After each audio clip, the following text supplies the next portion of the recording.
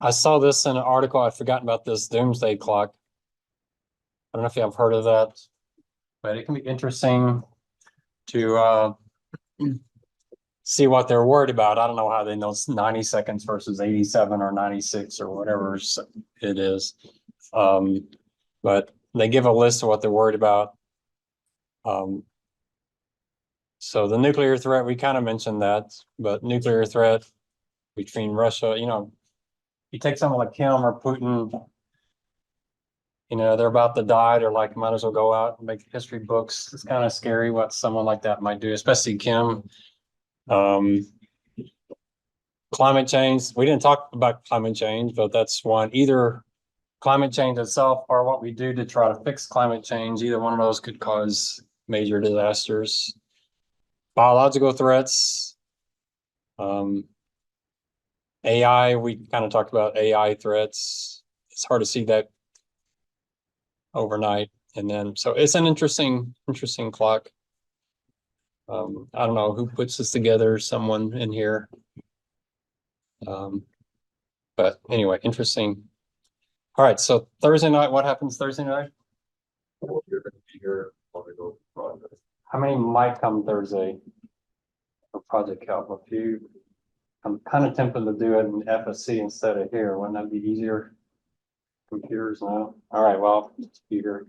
So, all right, so watch those videos. They're really good videos. And then you have some questions to answer on the one.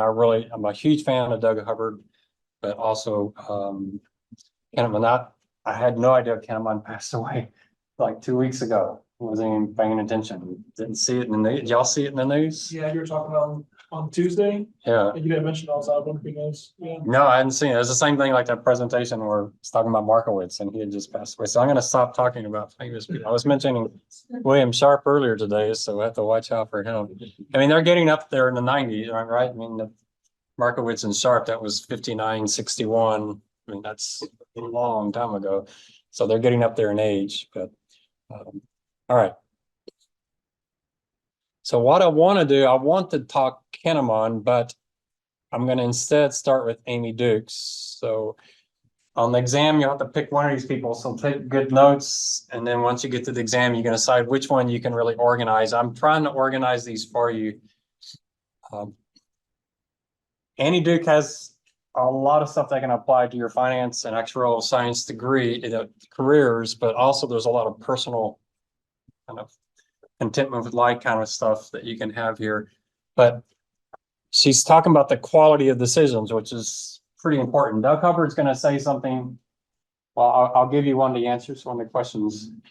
But he says, what's the most important decision you'll make in your life? He kind of exaggerates it. Maybe he means as a business person. Anybody watch the video yet and knows the answer to that? This Andy Duke kind of applies to. Any guesses what he might mean? Might be whom you're going to marry. That's pretty important. How many kids, when, where you're going to work, your career. But what does he say? Those are all decisions. What's the most important decision you have to make before all of that?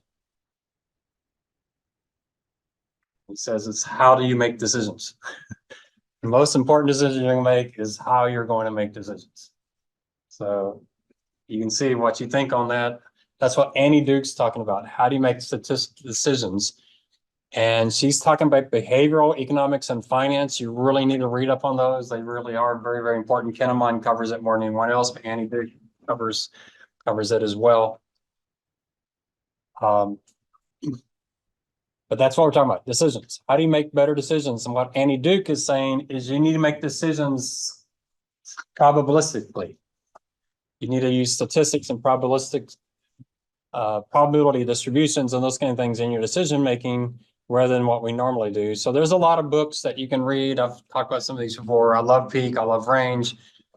I would definitely, this is not so much about decisions, but it's about how to master something, be better at something. But these two books almost contradict each other. They do. Anyone read either one of these yet? I would start with Peak. And as soon as you read Peak, you'll be talking to everybody about it.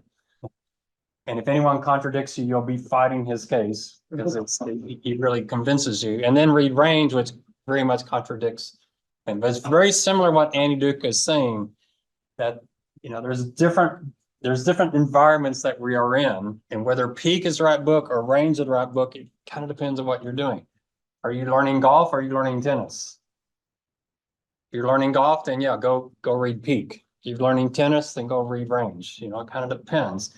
Annie Duke is, are you playing chess or are you playing poker? Well, it makes a big difference which of those you are. Deep work, I just keep throwing that in there because there's so many smartphone zombies in my classes. How do you get yourself away from the distraction here? But Annie Duke is still one of my favorites. Only her first book. Sorry, Annie Duke, I don't recommend her second book. Behavior economics, if you look at how it's actually impacted finance so far, it's essentially been a philosophical discussion.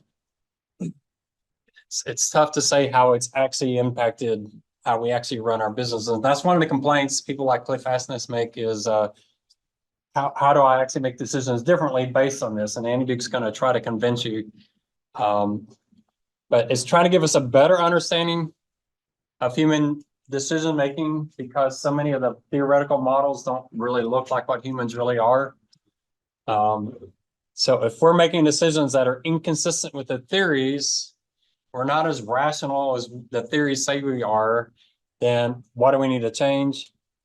And the real key is, and I love what Annie Duke says, improved decision-making doesn't have to be a radical improvement, but a minor improvement. If you start making better statistical decisions, 10, 20 years out, it's like compounding interest. The compounding effect is huge. You're so much better off 20 years, but you have to start now. It's just like investing, right? You start investing now and you look at your portfolio and now you got $713 and you're like, oh man, but 20 years later, you have $500,000. And you know why? Because you started now. And that's what she's saying. It's a cumulative effect. You improve over time and you got to slowly get into it. Here's some other books. Obviously, Kahneman, Thinking Fast and Slow, very, very important book. Any of y'all read The Undoing Project yet? Michael Lewis. I'm not a huge Michael Lewis fan, but this book was pretty good. He talked about Tversky and Kahneman and just I was worried with some of his books. He makes some of these stories somewhat overly theatrical, but he did a good job in this book explaining the theories and how they came up with the theories. So it's a good discovery of why did they come to this conclusion? Why did they do this? How did they decide to make these type of studies? Andrew Lowe is similar to this concept, adaptive markets. I don't know if it's related to decision making as much as it is how human behavior changes human behavior. We learn, we adapt, so our history changes our futures. There is a book by James Montier. He's one of my favorite writers on how to use behavioral economics and investment decision making. And then we're going to talk about Doug Hubbard, obviously, how to measure anything. You're going to be seeing that in his presentation. And there is some overlap with what he's saying and what Annie Duke is saying. So there's Annie Duke. I don't know how old that picture is. I haven't seen her in a while. I've heard her on podcasts. She was speaking at conferences a lot. I haven't heard from her in a while. She's a very good conference speaker, but it tends to be the same stuff in this book. She's had a little bit of difficulty trying to branch out to something new and different. And that's fine. If you can publish one best-selling book, you're probably good set for life. She was a poker player, which is really important. She played for 20 years, had $4 million in winnings, which is why she's saying thinking and bets are really making decisions as a probability, as a poker hand. So how is poker like life? You have to make a lot of decisions over life. Poker forces those decisions in a very compressed time frame, but they're very similar type of decisions. You have statistics with poker, right? If you have 4 aces, pretty confident you can win. You have 2 aces and 2 twos, pretty confident. You have 2 twos, then what do you start doing? Then you're bluffing.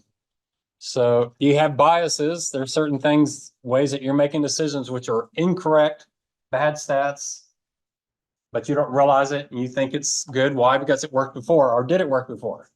You were lucky before, but you thought it worked before, so you're going to make that decision again, and which is bad decision making. And that's the reasoning errors. So all of this that she's talking about poker applies to life as well.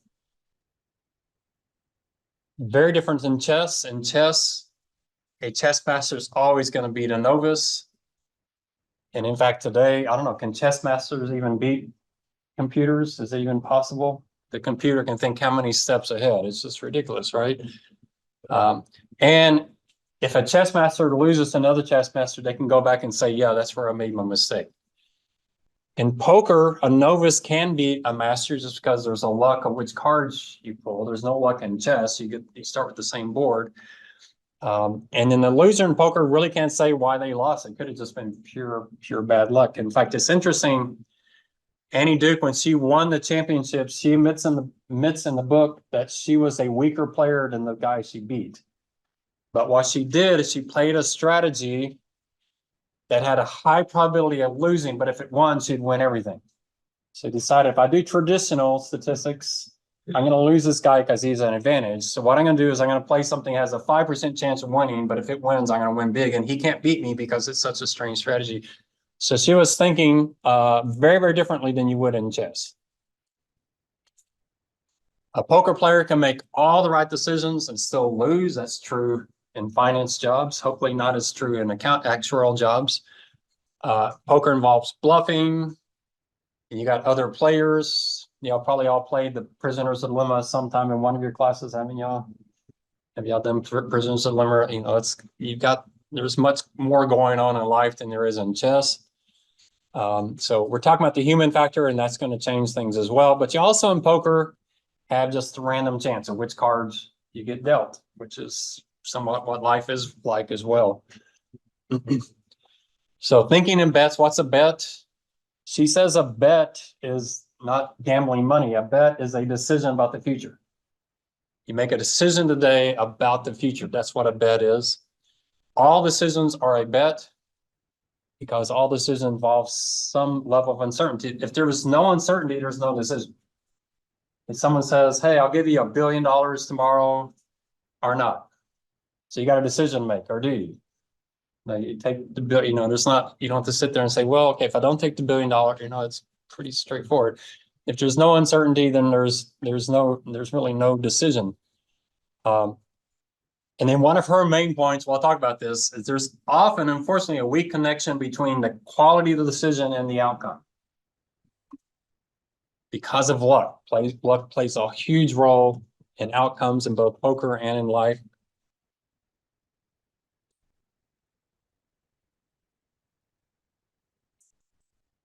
And then our egos play a big role because our egos want to feel good about ourselves. And unfortunately, we want to feel good about ourselves and we want to feel better than everybody else. So those two things play in. When the outcomes are good, we say, oh, that's because we had a good quality of decision. When outcomes are bad, we say, well, it's bad luck. And with others, we do the exact opposite. So if you can find a way to kill the ego, especially in finance, you can be much more successful because the ego is going to make you make bad decisions to try to protect your ego. So we'll rationalize our decisions to make us look better and to make us look better than everybody else. So this is the key. Distinguish between decision quality and luck is really what we're after. And then she wants to say, how can you become a better decision maker, even though some of those better decisions are going to have bad outcomes? I don't know where I got all these pictures. I'm sure I'm not supposed to put them up there. I thought if I got it on the internet for free, I could use it anywhere, but say, no, we have to check those. So forgive me if that's a copywritten. All right, so she's going to do, here's the mistakes we make, and then here's her solutions. All right, so pretty straightforward. So she has 7 mistakes we make, resulting hindsight bias, not thinking probabilistically, skewing, ignoring that, our egos, opportunity costs, and motivated reasoning. So those are her 7 mistakes that we make. There's a lot of overlap between this and Kahneman, no question. She doesn't use the same words he uses, but you'll see it in his presentation. All right, so resulting. Y'all recognize that? So even have a video of it, so we might as well. Poor Pete Carroll doesn't want to watch this again. Play clock at 5. Pass is intercepted at the goal line. All right, so Seattle, it's fourth quarter, 21 seconds. They're down by 4, so field goal doesn't help them all. They got to make a touchdown. They got the best running back in the NFL. What do you do on the goal line with the best runner in the NFL? You run the ball. And what did he do? He passed the ball, and what happened? Interception. And what did the headline say the next day? Stupidest decision in Super Bowl history. How could God be an idiot? She's calling that resulting. Now, I watched this play, and it's like, I actually think a pass wasn't such a bad decision, but the pass he threw was, why would you throw right in the middle of the field? I would have done the UT Austin thing where you throw it in the corner end zone, and it never works, but it never gets intercepted. But that's, I mean, look where he's throwing it. Right in the middle of the field. So pass makes sense. Why doesn't that pass make sense?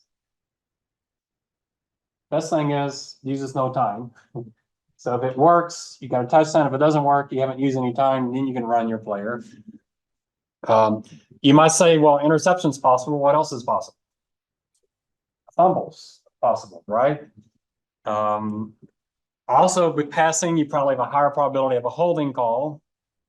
With running, you know, who knows? So there's a lot of statistics here, isn't there?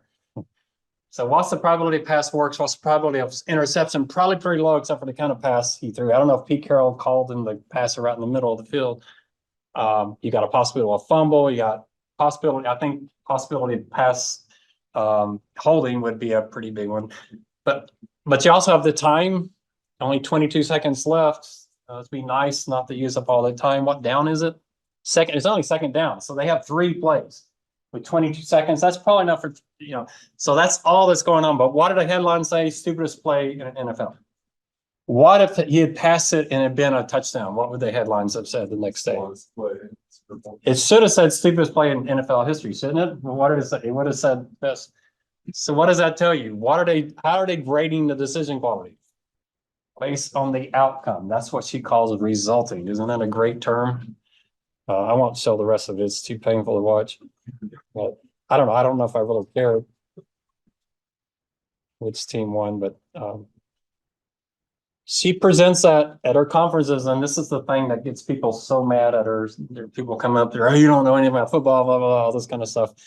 But I think she's absolutely right. If it had been a touchdown, you would not have seen those articles about how bad a decision it was. So resulting is a huge one for her.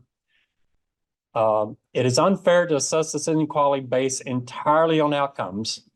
There can often be a slow correlation between that, the decision quality and the outcomes.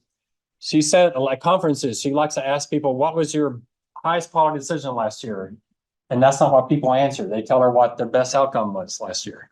Says, no, I'm not asking for your best outcome. I'm asking for your best decision. It's possible your best decision failed. You made a great decision and it didn't work out. You bought a stock for all the right reasons and it crashed 50%. That could have been your best decision. It could have been your worst decision, worked out wonderfully. You bought a stock that was terrible and then someone bought it out and its stock price, you're like, how smart I am. But she says we answered the wrong question. Your highest quality decision. She talked, one guy was really interesting. He made a decision and he was talking about, yeah, this horrible decision. And she sat down with him, went through everything, what he had to do with. And finally at the end of it, he goes, you know, that was actually a pretty good decision. What happened was, you know, there was so many bad outcomes that could have happened and good ones, but that was probably a pretty good decision. Hindsight bias is we look at outcomes and we think they're part of our decision rather than some statistical, you know, kind of random chance. We think the world's much more orderly. So we have false positives. That's a good result after a bad decision. False negatives, a bad result after a good decision. That's why Soros says keep a decision diary. So you start thinking, why did I make that decision? And is that the reason it worked out well, or was I lucky? You got to somehow distinguish between those two. So we tend to look for causation. That's just the way humans are. We look for causation, even when there's only a randomness going on. And we like to pick data that confirms our biases and makes us feel smarter. System 1, system 2, that's the Kahneman thing she's talking about. System 1 is when we do deep dive, a lot of analysis, a lot of kind of statistics and all that kind of. System 2 is when we're making decisions really, really fast, just on the fly. We do a lot of system 2 thinking, a lot more than we probably should. And she's saying we need to be more deliberative after the fact, think about decisions. Maybe not every single decision, you know, what Caleb said, if you're making a decision about whether or not to go on a picnic or not, you know, you don't need oh, it rained, we should have, you know, spent 3 hours trying to figure out if we're going to picnic, you know, just go home and dry off. But bigger decisions, like whom we marry, that would be a pretty big decision, wouldn't it? Having kids, that'd be a pretty big decision, right? Or do people get married and have kids and don't think about it at all? They just assume that's what they should do, probably so. So be more deliberate about these decisions. Yeah, the big decisions, what firm you work for, those kind of things.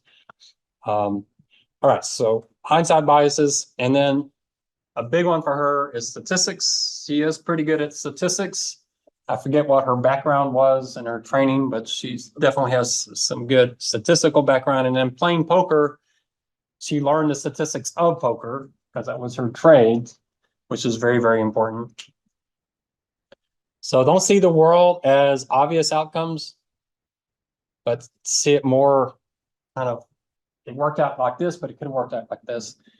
I don't know how y'all's history classes were in high school. Were they as boring as mine? Horrible history classes. History should be the most entertaining, fun class you take middle school and high school. And that's one of the things they should do is, hey, what if the South had won the Civil War? That'd be pretty horrible, wouldn't it? What would have the outcome have been? You talk through that. What if Hitler got an atomic bomb first? What if, one discussion we had in college, I had a great history professor in college. What if Truman hadn't dropped the atomic bombs? And why did he drop? We had the discussion, you know, why did he drop them? Was that the right decision? And I liked what he said. He said, I didn't assess Truman's decision. If I had been Truman, I try to assess it as how was Truman thinking? What was his position? Really interesting. He actually, my college professor actually interviewed Truman, and he asked him the question about the atomic bomb, and Truman refused to answer it, but he could guess what the answer was because Truman was given the option to use the atomic bomb again. He's like, no way, I'm never doing that again. That's a pretty big decision, what you say. Why did you do that? And my professor's like, well, why didn't you just drop it in an uncivilized, you know, place with no people and just show the power of, you know, all that discussion. That's pretty interesting discussion, isn't it? And essentially what Andy Duke is saying, in these big decisions, let's look at the entire landscape because there isn't one obvious outcome. There's many outcomes that could have happened. And then focus on the process of decision-making, not on the outcome, because what you're trying to do is improve the process. So you got to think through it more logically. How did I make the decision? What were the other things that could have happened? And just because a low probability event happens doesn't mean you're wrong. If you said something had a 10% chance of happening, how often will that happen? About 10% of the time, all right? So it doesn't mean you're wrong. Now, if you say something could never happen and it happens, then yeah, your statistics are a little bit off. And you also have to get better at gauging probabilities. Doug Hubbard's going to talk about that, how bad we are at statistics in our mind. We tend to have distributions that are much narrower than they really are. And so that by itself, that's the other reason to keep a diary. So you kind of see like, man, I thought that had a 40% chance of happening, but it probably only had about a 5% chance. My P&C class, we're talking, I listened to this podcast, really good podcast, but how Hurricane Andrew and Northridge radically changed the industry because their statistics were wrong. They thought Hurricane Andrew was like a 1 in 500 year event. And then they discovered it's only like a 1 in 40 year event. That's how bad their stats were. And that changed the entire industry. It made them rethink how they were pricing these products because their probabilities were wrong. And then thinking probability protects your egos because you're not saying you're right or wrong. You say something has a 40% chance of happening, you're not wrong if it happens.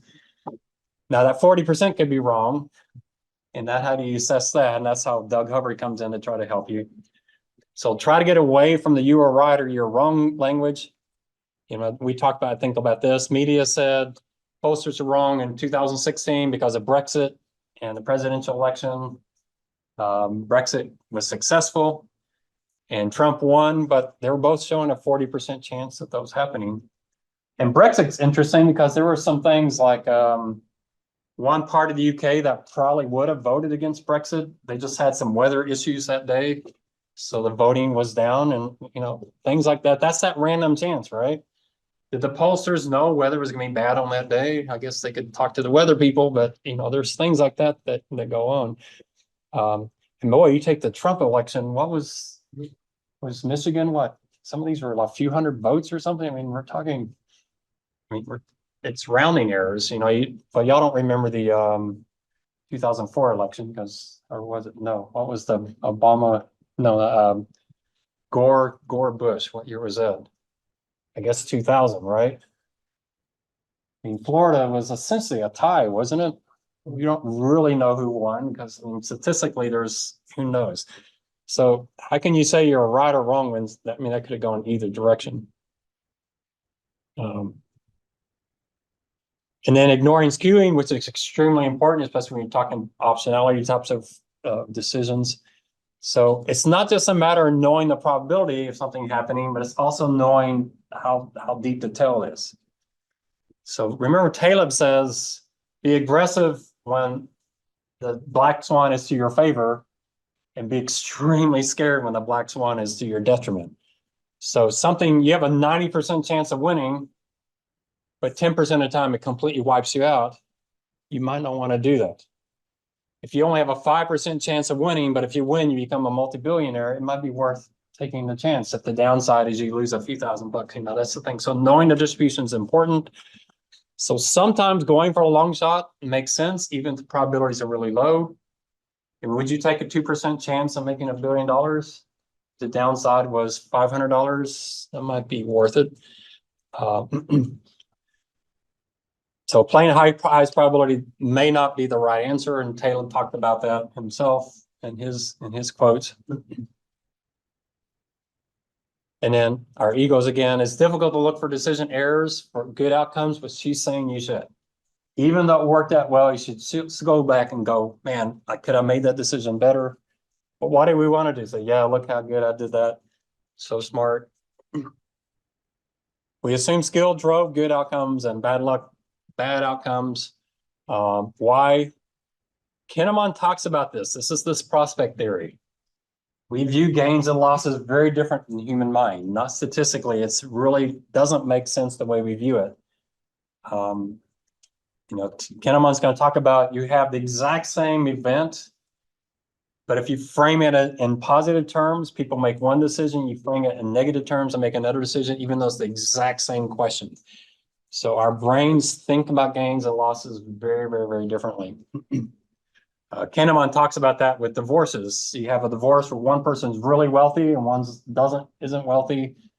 The one who's not wealthy, they want to settle. The one who's wealthy doesn't want to settle. Why? They're looking at their distributions. They're looking at what they have to lose versus gain. They make very, very different decisions. I'm not sure if that's true at the Gates or whoever, but yeah.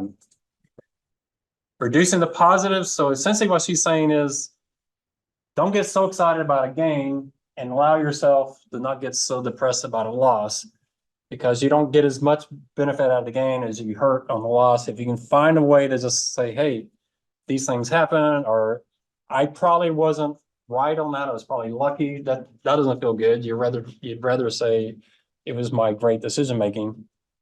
So give up some of the praise after a good outcome, the reduced anguish after a bad outcome. It's going to be tough with your boss. You just made a decision, you just made a fortune, and your boss comes in, hey, great job. And you say, yeah, but I'm rethinking the decision we made. I mean, it's good we did that, but I'm wondering if we were really thinking correctly about this. That's not what you want to say, is it? It's like, yeah, man, aren't you glad you hired me? But she's saying, no, take off some of that praise on the good side so that when the bad stuff happens, you can think about it more clearly. Opportunity costs, every time you make a decision, just because it works well doesn't mean it was the best decision. There's other decisions you could have made. In investing, it's almost impossible because there's almost infinite decisions out there. You can't really assess every single thing that was out there. But choosing to do B means you can't do A. So she says opportunity costs create bets against our future selves. Sometimes you'll never know. You've got 4 jobs to pick from. You pick one. 20 years later, how will you know if that was the right decision? You'll know you did well. Will you know it's the best decision? You could have been a billionaire here, and now you're just a millionaire. But you never know that. So y'all know my decision criteria. Just pick the one that scares you the most. Maybe you should think more than that, but that's actually not a bad decision criteria. Mainly because what scares you the most is probably the most complex, and finance pays for complexity more than anything else, but you'll never know. All decisions contain risk, even those with good outcomes, because something else better could have come along. It's tough. I remember where I was scared to death when I was where you are. It's like I was a music major, then I changed to accounting, and then I'm like, I don't want to be an accountant. And it's my 6th year in college, and I'm just like, okay, my parents are going to kill me, but I don't want to be an accountant. And so I'll just do accounting. I didn't know what accountants did. I interviewed with jobs and kind of made it up, and it ended up working out really, really well. But it's like, my word, I got to make a decision for the next 50 years of my life, and I don't have a clue what I'm doing. And it's kind of scary, but you got to make a decision. Hopefully you'll make better decisions, better process than I had, but mine all worked out pretty well. All right, our biases come in here. The quality of the decisions, you come with baggage of certain beliefs, certain knowledge that's going to skew those decisions. Your goal should be truth, better decisions, not confirmation of what you already believe. And that is really, really tough to do. I've been trying it the best I can. When I buy books on Audible, I try to find someone who strongly disagrees with something I believe and go listen to it. Sometimes that is really painful. You just want to do it. You're like, man, I don't want, he's going to say all this stuff. Sometimes it works really, really well, but other times. So I've tried to change my thinking about what books I read. Is a good book is one that's written well. A great book is one that changes my opinion. And so I'm actually going in and saying, man, I want this person to change my opinion. Let's see what, but that's tough to do. We don't like doing that. We also believe things really, really, really fast because they confirm something we already have a bias toward, and it just supports that. We're not nearly as open-minded as we think. So I remember a friend of mine, well, I say a friend of mine, I have no idea who this person is, but on Facebook, a friend, she went to high school with me, so I guess I know her, but I looked at her high school picture and I've never seen this woman in my life. But she posted this Whoopi Goldberg picture. I can't show you because it's too offensive. On Facebook to see, look how horrible Hollywood is, these Hollywood lefties, they're such horrible people. I look at it and the first thing in my mind was, I don't think Whoopi would wear something like that. It doesn't make a lot of sense. She's a smart person. You can disagree with her, but she's not stupid, right? She's pretty successful. I look at that shirt. It makes no sense for her to wear that shirt. So what was my first thought? I think that's Photoshopped. And so I'll look it up. I go to Snoops and it says, yeah, it's fucking Whoopi's upset. But she puts it on, and I was going to try, Annie Duke's going to talk about Want to Bet. I was tipped to do Want to Bet. Go on Facebook and say, I'll pay you $50 if this isn't Photoshopped. And you pay me $50. And someone says that's illegal in Texas. So I'll say, I'll donate $50 to your charity if this isn't Photoshopped. But this is kind of my Bayesian logic. It doesn't make sense that she would do that. It'd be a really stupid thing for her to do. So someone that successful in Hollywood has probably made better decisions than that. But that was my first decision if you do that. I mean, the actual t-shirt's not all that great, but this was pretty horrible t-shirt. And she's upset about it. And so I was about to post and I didn't, but a guy I ran track with in high school, he comes on and he just lets her have it. So I liked his post. That was my only controversial thing, was I liked his post. But her response was incredible to me. And I didn't even guess what her response was, but her response was, it might be so Photoshop, but that's something Whoopi would have done. Does that make any sense at all? That was her argument. It's like, it's still okay to put it out there because even though she didn't wear that shirt, that's the kind of shirt she would wear. That's what our brains do, right? Just crazy, crazy stuff. Not that I'm the fan, I don't really care about Whoopi. I don't watch The View. But it's not logical that she would do that. So the first thing you would say is, it's not logical for you to do that. One of that's Photoshop, but that wasn't her response. Her response was, oh, I hate Hollywood. This is perfect. It supports my biases. Let me stick it out there on Facebook. Doesn't make sense. But you see how quickly she was to believe that. A lady at my church did the same thing. She said boycott Pepsi because they took under God out of this Pledge of Allegiance. My first thought was, okay, I'm visualizing Pepsi executives. Hey, let's take under God out of the Pledge of Allegiance. Our customers will love that. Can you imagine that meeting? Does that make any sense, logical sense at all? Makes no sense at all. So I look it up. Y'all know that story? So after 9/11, Dr. Pepper said, one nation, undivided, indivisible. They didn't leave under God out. They just picked a few words out of the Pledge of Allegiance. And it caused an uproar, so they took it away. It wasn't even Pepsi, it was Dr. Pepper. But she posted it out there. Why? Because it supported what's here. So we've got to be much more skeptical because our brains love things that confirm what we already believe. And you just got to stop and say, does that even make logical sense? When I first did this presentation, I said, for 2 weeks, I'm going to watch Facebook and see how many of these bad posts. I bet I might find 3 or 4 of them. And I found like 18 posts that just people were posting stuff. It's like, how could you post that? That's obviously not true. So we should be much more questioning, start killing those biases that we come in with. And some of this they say is, evolutionary theory that we're kind of geared towards certain types of errors because it's more dangerous to make the other error. So type 1 error, we believe there's a line in the grass when there's not. So what's your downside there? You run when you don't need to run. Second error is you believe there's not a line in the grass when there is. What's the downside there? Pretty serious, right? So we tend to be more type 1 errors. We tend to believe things that aren't true. So we're kind of set up like this. And then we seek out evidence confirming those beliefs because it just makes us feel better about ourselves. We rarely challenge the validity of confirming evidence. We just love it so much. And then if we see stuff that discredits what we believe, we kick that out because they can't possibly be true. I mean, that's what Facebook is all about, right?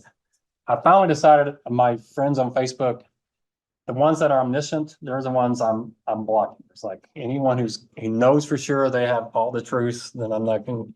So I'll show you how I distinguish that here in what Annie Duke says. So fake news, the goal of it is not to change our minds, because it rarely does. The goal of fake news, according to Annie Duke, is to solidify the people already on your side. It's to bring the people already there, make them even more solid. This information is even more powerful when some of the information is true. If you want to start a fake news, make sure some of the information is true that everybody knows they can confirm, and then add the fake stuff after that. And it's hard to change your opinion. In the last 5 years, what's something you were adamantly sure about, and today you've changed your opinion, and how often do you do that? Of everything we believe, what percentage of it is true? My guess is somewhere below 0.1%. I mean, we're pretty unknowledgeable people, aren't we? So we don't know much, but we think we know a whole lot because it just makes us feel better about ourselves. So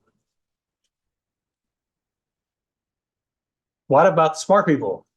Obviously, they're better at avoiding this than others. And the study has shown that actually the smarter a person is, the more susceptible they are to this. They did a test and they asked people questions on skin creams, pretty uncontroversial, and gun control. And they found that smarter people did better assessing skin creams versus the not as smart people, but they did worse on assessing data, factual data on the controversial things. because they're just so sure they were right. So we're wired to protect our beliefs, and intelligence and awareness of bias of those biases doesn't protect us. Sounds kind of sad, right? So Kahneman has some ways to get around this, as well as Annie Duke here. Any questions on those 7 things? So, some of y'all are saying, well, I don't have a problem with any of those. I think I have a problem with all 7 of them, just thinking back over my life. But do any of y'all have issues with any of these? Got these all perfectly down. You're saying, yeah, that sounds like my uncle. He's just like this. So that's the way our egos, right? It's like, all right, so here's her strategies for success. There's that one a bet. I kind of talked about that. Start with probabilities. And here's what I was talking about. Use language of uncertainty. I try my hardest to do that. If you see me not doing that, point it out, especially in Facebook posts kind of things. You need a sample size. Your life is a sample size. Your friends' lives are sample size. Start collecting experiences as data points. Start building your distributions. And then even after outcomes, whether they're positive or negative, try to learn from them. Seek improvement after every outcome, positive or negative. Decision pod, we had a decision pod at UTSA. I thought it was wonderful. I benefited greatly from it. In fact, just this last week, the head of that decision pod, who was head of fixed income, he sent me his paper. We've been going back and forth. I'm giving him feedback. He's retired, I'm retired, but those connections stay. And then time travel, I'm a huge fan of time travel. I do it all the time, even before I ran Annie Duke. You're probably wondering how I do that, but I'll explain it to you. So want to bet, if you can get someone to get skin in the game, you will get them to make better decisions, because it forces them to do the type 1 type of think, or the kind of system 1 thinking. When we have a potential loss, we'll make better decisions. So want to bet is a good way to challenge weakly sourced assumptions and beliefs. So like me saying, I'll bet you $50 she wasn't wearing that shirt. I don't know what her response would have been to that. She probably would have gone to snoops.com first and then come back and say, yeah, I'll take that bet or not. But she should have done that first anyway. So put skin in the game. The more serious betting we will do before deciding. And that's what we're talking about, those prediction markets. They're more accurate than experts. They're 71% accurate versus 58% accurate. I don't know who did that study, but so we need to place probabilities into our beliefs. So omniscience, we're 100% sure. We'll talk about this in the language as well. What happens when you walk up in a party and someone says, oh, I know Trump's going to win. There's no way he's going to lose. Does that change the nature of the conversation? You now have to disagree with someone who's 100% sure they're true. You have to, I'm a big fan of Brian Regan, and you listen to him, the comedian. It's pretty hilarious. He walked up to one conversation, and this woman speaking, she says, animals are smarter than humans. And he's like, okay, I'll take this one on. It's a pretty hilarious conversation, but she was saying it emphatically. He's like, well, what about the SATs? It's pretty hilarious conversation, but she stated emphatically, he's like, okay, who's going to take this person on? That's kind of a ridiculous thing to say. The more we do this, the better we become. So this is kind of the Doug Hubbard. We got to start documenting our probabilities so we see how bad they are, so we get better at them. That's what he calls calibrating. He has this calibrating workshop where he teaches you how to be better at assigning probabilities. I went through it once. It's really pretty fascinating. And I did get better. I started off pretty bad at the beginning. My 90% was actually a 60%. By the end, my 90% was a 90% after just an hour and a half. It really does work.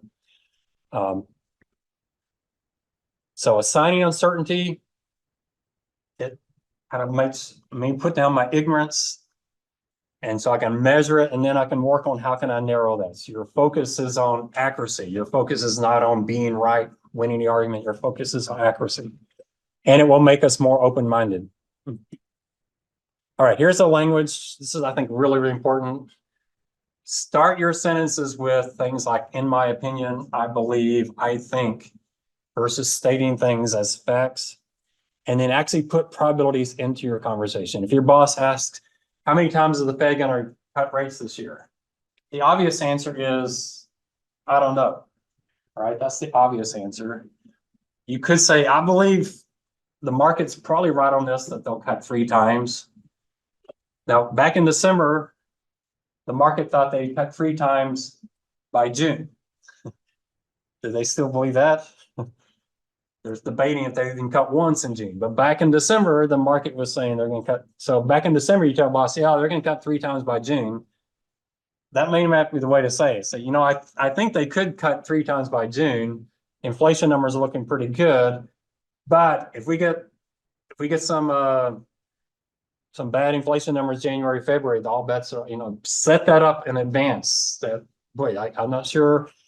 Putting a probability on it certainly helps, even though I think the probability itself is pretty subjective. You're unsure about the Fed cutting rates. You're also unsure about the probability of the Fed cutting rates, and then you're going to put a probability on there. So, I mean, what's the true probability? It's either 0% or 100%, and you have no clue where it is in between there. Why do you say 70%? Just because you think it's more likely than not. But is that even accurate? I mean, how accurate is your belief? But your boss is asking you why, because your boss thinks you know stuff. My boss used to think I knew stuff, and it's like, I really have no clue, but okay, you want me to say something, I'll say something. So I believe this to be true, but I'm only about 70%. And what that does is it opens the door for someone to challenge you. So if someone says, I know Trump's going to win this election, the only way to challenge them is getting a big debate and fight. If someone says, hey, I think Trump's got a 52% chance of winning this election, that opens the door for you to say, yeah, but I think if this happens, or I'm leaning more this way, you know, it opens you up. Someone who says they know emphatically what something is, you might as well just walk away from the conversation. It's kind of like Brian Regan, animals are smarter than humans. It's like, you know, this is kind of a stupid conversation, but he didn't walk away. He stuck with it. You also go watch that YouTube. It's pretty hilarious. And then there's also realizing the other person has an ego. So the last thing people want to do is hear that you disagree with them. So if you can somehow disagree with them without it sounding like that, you can keep the conversation going longer. So try to make differences in opinions sound like you're adding information rather than negating it. So even though you disagree with them, you can say, hey, I agree with you, and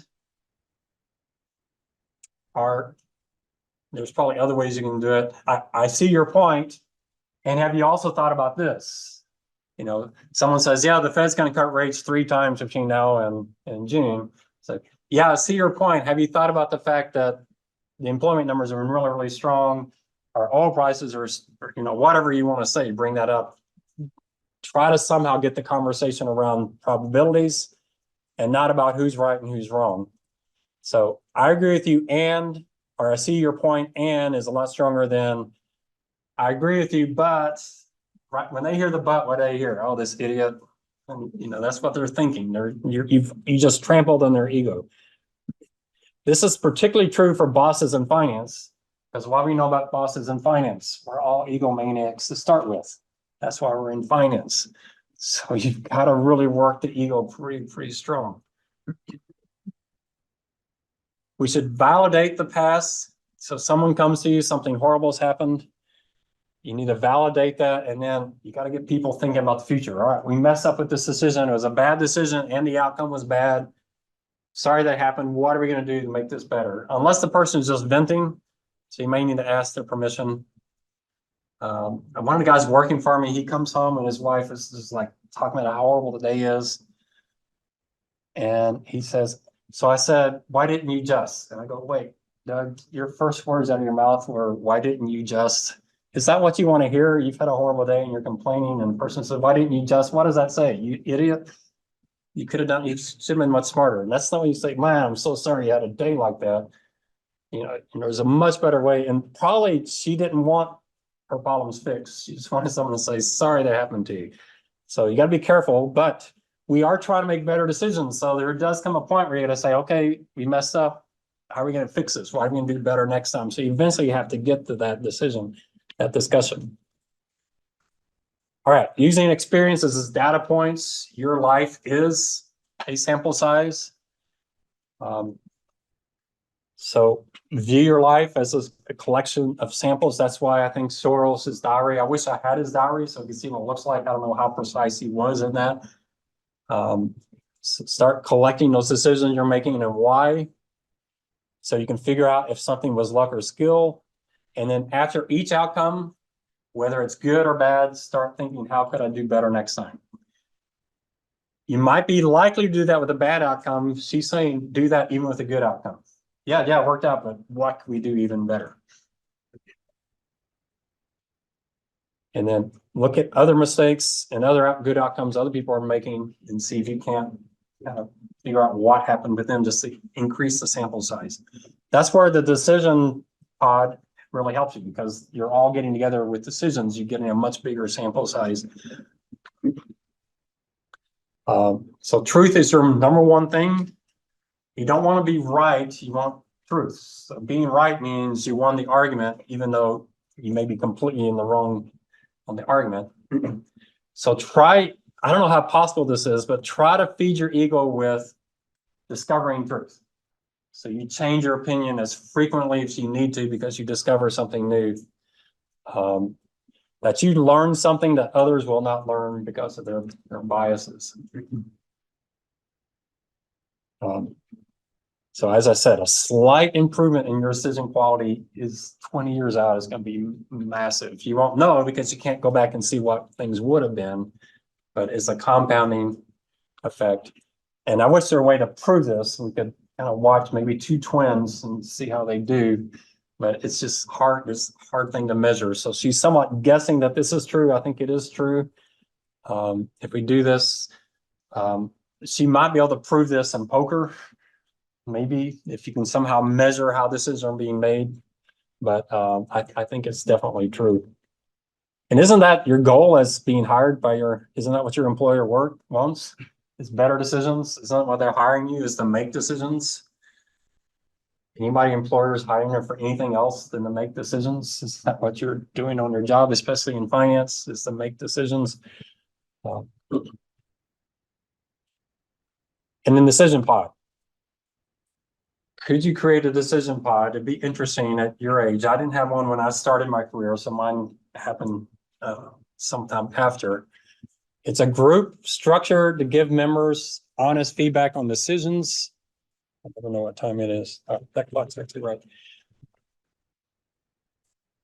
You don't want to follow social norms. You want this to be a brutally honest group, uncomfortable encounters.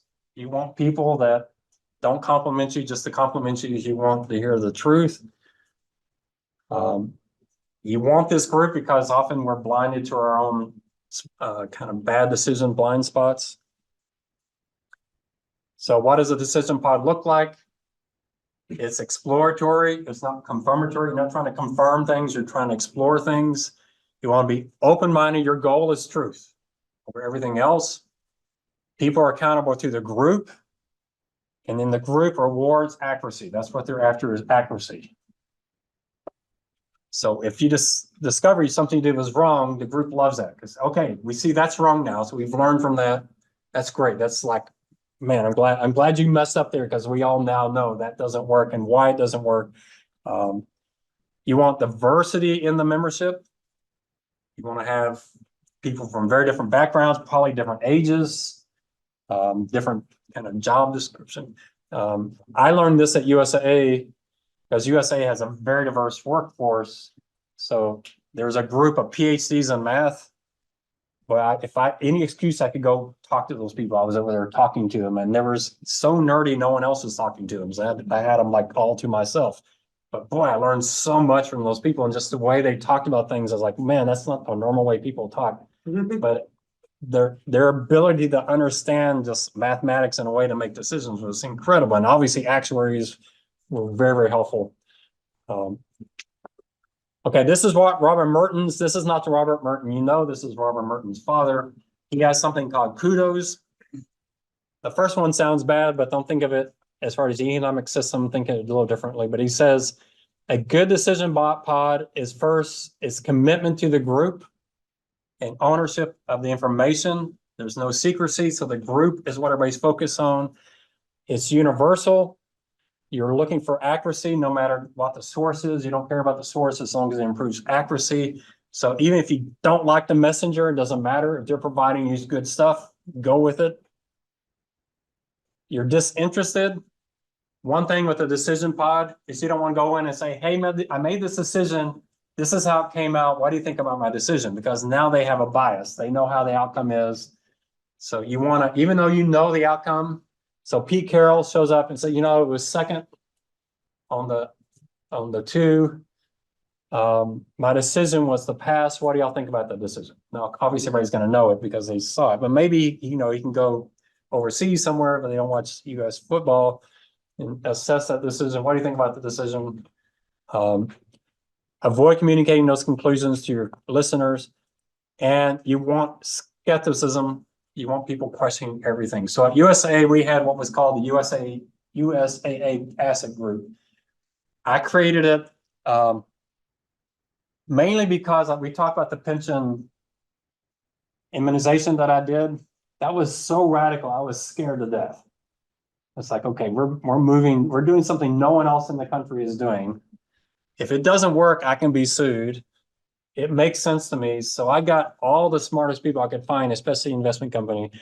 I go, okay, guys, this is what we're thinking about doing. Some of them supported me. I remember, I forget the guy's name, but he's like, man, that's crazy what you're doing. So I'm like listening to him, smart guy. And what is he saying? I'm listening.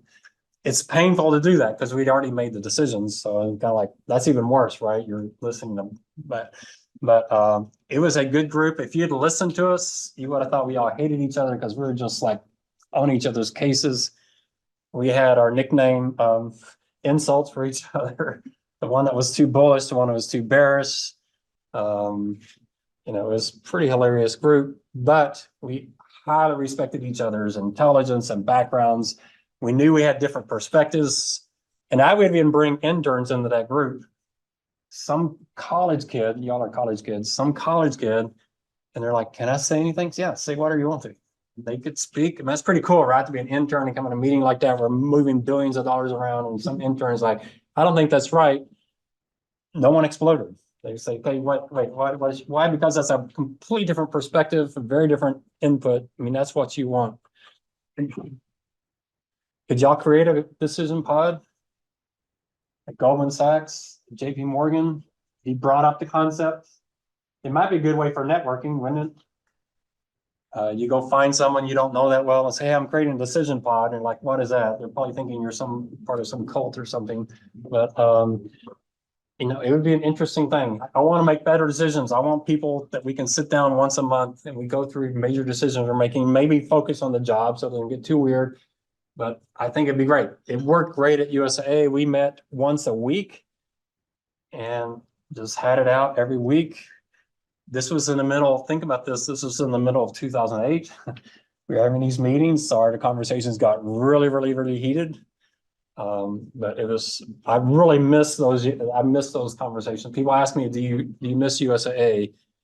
Most of it, the 26 meetings a week, I don't miss that at all, especially most of them are a complete waste of time. But those conversations I love because they challenge you challenge other people. You can say whatever you want and they may call you stupid and you're like, no, I don't think that's wrong. You just fight your way. And when they call you stupid, it doesn't bother you. And why is that? Because you respect each other, right? You've got that camaraderie, and so it works really well. So if you can create something like that, it would be really helpful to your career. All right, y'all want to hear about time travel? Do we have time? I guess I could move time back 15 minutes. We have enough time. How many of y'all like time traveling? So what does Annie Duke mean by time travel? I even got a Back to the Future. Y'all don't even know the movie Back to the Future, right? That's like old Hollywood.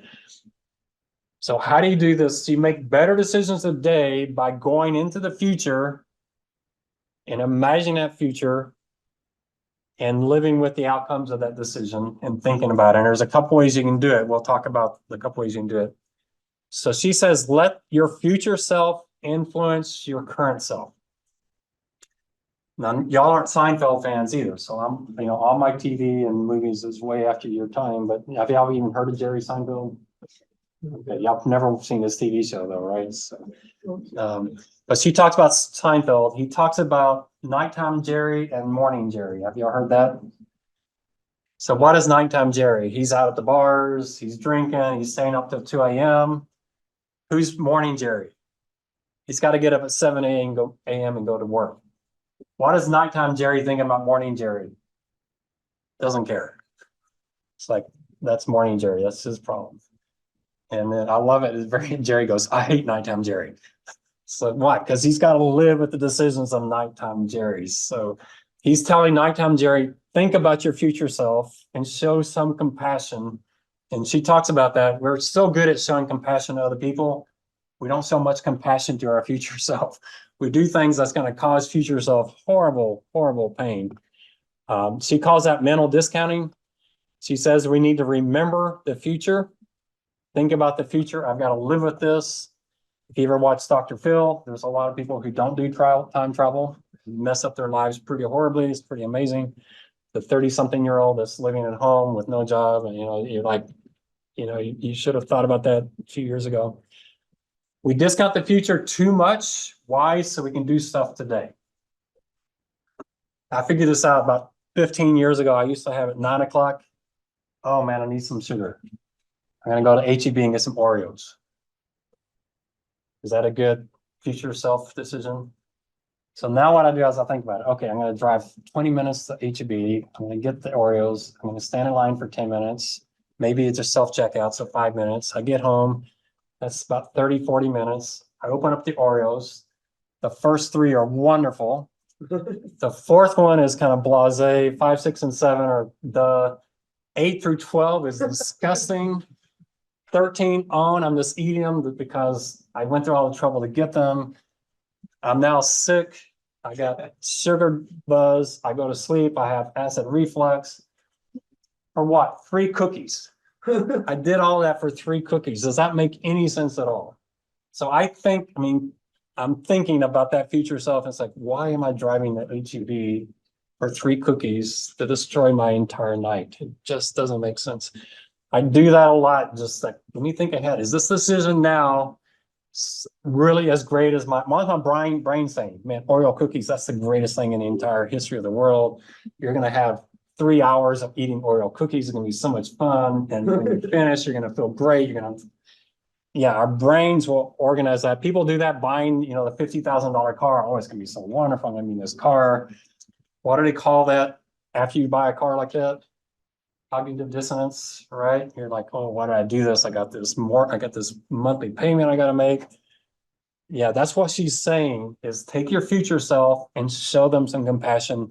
Make them live with the decision you're making now. So move the regret of a bad decision before you make the decision, rather than pushing it back on that future poor self of yours. How damaging can this be? A lot of Americans are not prepared for retirement. Why? Because that future self, they didn't care about him. That's his problem. It's not my problem. So people aren't prepared for retirement. She talks about pre-commitments, have ride shares set up. You can go out drinking, avoid overeating by reducing idle time. I figured out the eating thing, and I told my doctor about it. He doubled over laughing, but I think it works well. So I do like to eat, but I've scheduled it. So October 1st, I go on my preemptive diet. So when Thanksgiving hits, I'm 5 pounds underweight. And so now Thanksgiving, I'm gaining 5 pounds. I love it. It works great for me. That seems crazy, but that's my time travel person. In the past, I eat, and then December comes around, I'm 10 pounds overweight, and now I'm like, I have to gain weight back. Isn't that pretty fun, right? You go to Thanksgiving, hey, I got to gain 5 pounds. That's pretty fun, isn't it? So it's a very different way of thinking about your future self. Airports is my one weakness. If my plane's delayed, calories no longer matter. Yeah, there I have no self-control. I can eat whatever I want to. But she says take healthy snacks. Forget that. I'm gonna buy something bad.